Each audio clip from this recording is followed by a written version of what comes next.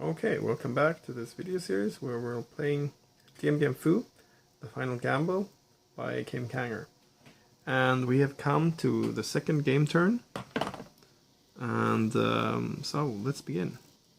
Okay, so we have the Valley move. So it's the operational move segment in the pre-assault phase. They can move 3 units basically anywhere, then they can do a fallback move, and then a box move, which they move units in boxes. Okay, so the operational move, we can move 1 Viet Minh unit in principle anywhere on the map, except they cannot go into dig zones, and they have to end their move in a trench zone. Now,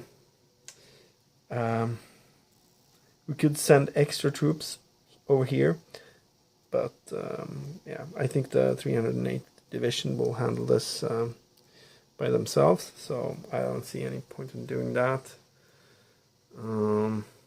So I don't think we're gonna do any kind of valley move. Then we have the fallback move, and this could be interesting. So in the fallback move, the Viet Minh can basically move 1 hex if they're adjacent to a French unit. This can be very handy to avoid getting fired upon by your own artillery. So we could, for example, move these units like that. Maybe this guy will go here actually. And then have yes, let's do that. So we can put more artillery over there. So actually, yeah, we should do that. Okay, so now we do some barrages, and let's see. Do we want to use our? Yeah, we probably want to do that. So within 2 hexes from a Viet Minh unit, we can place a barrage marker from the heavy weapons. So this guy could actually target the Thai unit here, even though, and thereby potentially hitting this high morale paratrooper. So let's do that. So that because it's not adjacent or in a strong point, they cannot place a regular artillery marker here. So in all of these other hexes, they could place regular artillery, which they will do. This guy could place a heavy weapons marker here, actually, or here. There's only 1 heavy weapons marker per division. So, but we could place a regular artillery here, actually. 1, 2, 3, 4, 5. That's a lot of ammo.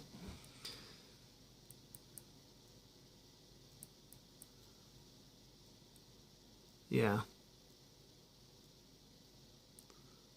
Let's do that. Now remember, the Viet Minh artillery hits all adjacent hexes.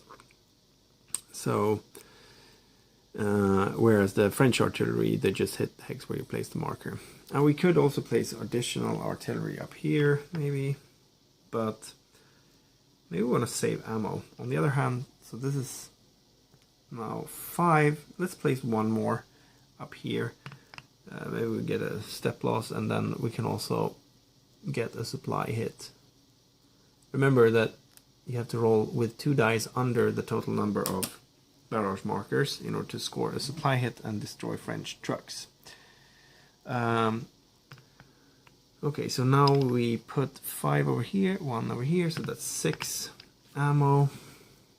So actually move down to 10 ammo now. And then roll for the supply hit. So if we roll 6 or lower with 2 dice, then we get a supply hit. Oh, it's 5. So the Viet Minh artillery hits some trucks, and we also roll on the supply hit table.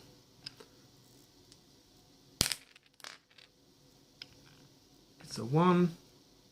It's food and bullets. So now let's do the artillery. Okay, so now for each barrage marker we roll 2 dice, and the black one is the shock die, and this is the lost die roll.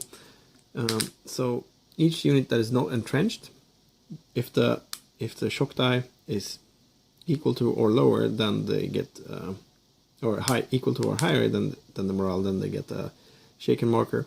And these counts as 2. These counts double when counting the number of units hitting that you hit with the lost die.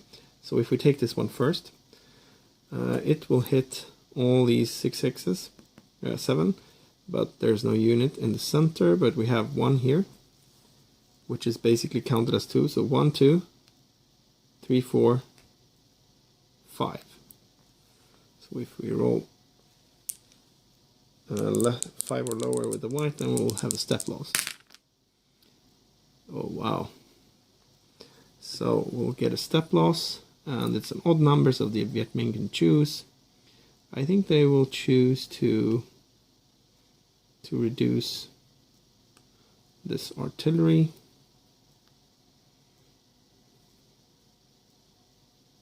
And then they're all shaken because 6 is higher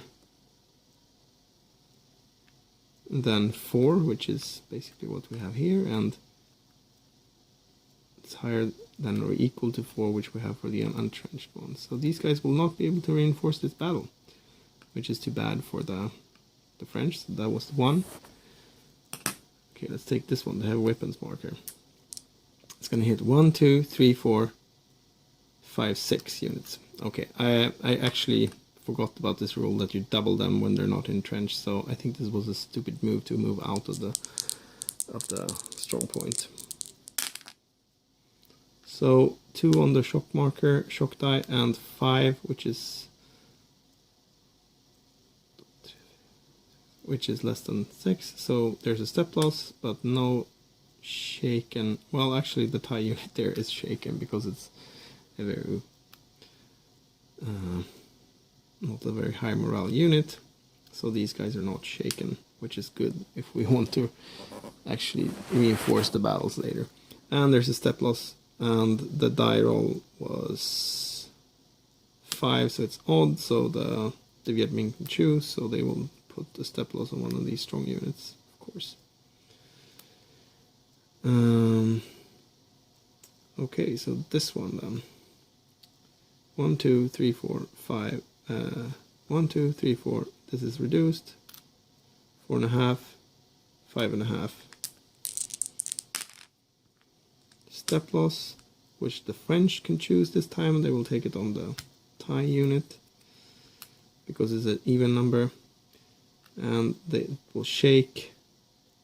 This will not be shaken because even though it's a 4 and we roll a 4, because it's in a strong point, you have to be equal to. You have to be higher than the morale one, unless you're actually bombarding that hex, which we're going to do now. So 1, 2, 3.5, 3.5 units. That's a step loss.